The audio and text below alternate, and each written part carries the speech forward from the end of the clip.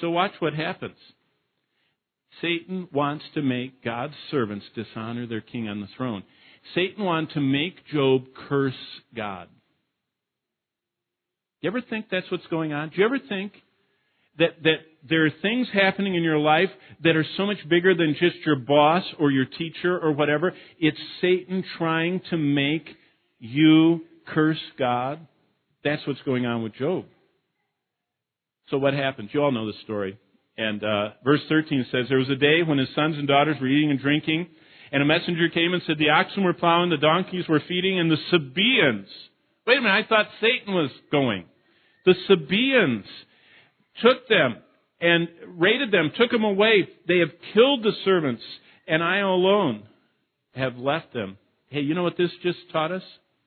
Satan can incite terrorists. The Sabaeans raided and killed. Not because they thought it up.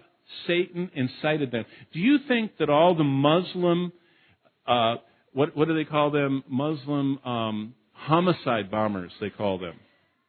Instead of suicide, it's homicide bombers. Do you think they think that up themselves? Do you think that they lay around at night saying, who can I blow up today and kill myself to? Satan can incite terrorists to kill. We don't ever think of that dimension. Think about that. Satan came, Jesus said in John 10, to kill and steal and destroy. People are incited by Satan to do a lot of the horrific things. Well, real quickly, and it's almost time to go, look at verse 16. And while he was still speaking, the fire of God fell from heaven. The fire of God. You know what the next truth is if you read that? Satan can send down fire from the sky as well as these terrorist raiding parties. God didn't send the fire. God allowed Satan. You said, how do you know that? Because he does it again in Revelation. There's coming a day when the world ruler by the name of the Antichrist, who's going to rule over the confederation of the world's empires, he has a false prophet at his side. And you read about in Revelation 13, the false prophet can call down fire from heaven. You talk about deceiving people. How would you like to have someone show up in New York City and say, I'm going to be the world ruler? And they go, who are you? And he says, watch. And fire comes down from heaven and burns up, a police car or something.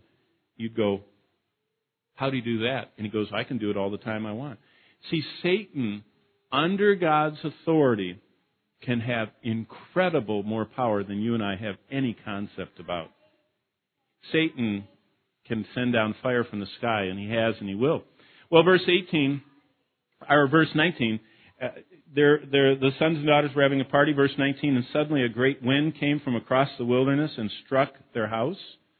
Here's another truth. Satan has the power, Paul said. He's called the prince of the power of the what? Air. Do you understand what that means? Satan, under God's authority, can affect the weather. Jesus was sound asleep in a boat after spending a day healing and casting out demons. He went to sleep laying down, covered up, and the disciples were paddling, and all of a sudden, out of nowhere, a storm came so great the boat was starting to sink.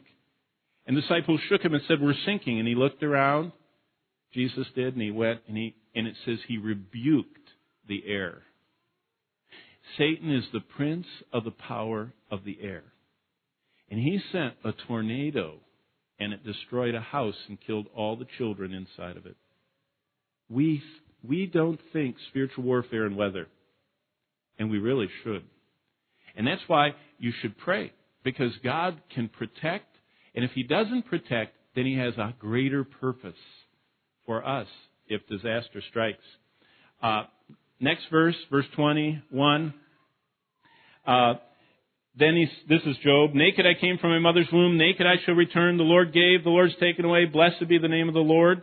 Do you know what? Through all this disaster, God was magnified by what came out of Job.